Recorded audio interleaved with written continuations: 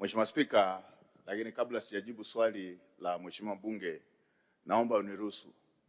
nitumie jukwaa hili kumpongeza sana Mheshimiwa Deogratias John Ndejembi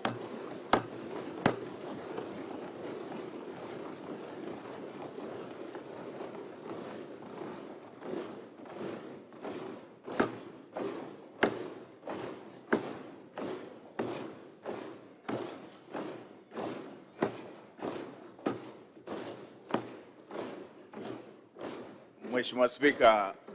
nitumie jukwaa hili kumpongeza sana Mheshimiwa Deogratias John Ndejembi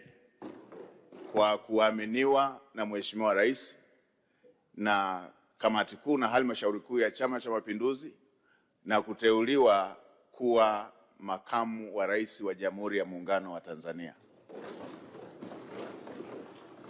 Na pili, nimpongeze sana Mheshimiwa Rais Daktari Samia Suluhu Hassan kwa jicho lake la mwewe la kuweza kumwona Mheshimiwa Deogratias John Ndejembi kuwa makamu wa rais wa Jamhuri ya Muungano wa Tanzania. Mheshimiwa Spika, Deogratias John Ndejembi kama kiongozi ni kiongozi mahiri sana, ni kiongozi makini, ni kiongozi mchapakazi anayefanya kazi bila kupumzika ili wananchi wa Tanzania waweze kupata manufaa. Mheshimiwa Spika, Mheshimiwa Deogratias John Ndejembi as a person ni mtu rahimu sana, ni mtu mnyenyekevu sana,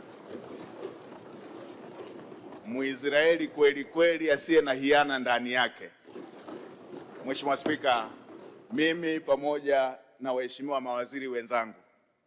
nimhakikishie Mheshimiwa Deogratias Ndejembi makamu wa rais kwamba mimi pamoja na mawaziri wenzangu tuko mguu sawa kupokea maelekezo na kuyafanyia kazi ili kumsaidia yeye kutimiza jukumu lake la kumsaidia Mheshimiwa Rais katika majukumu yake ya kuijenga nchi yetu.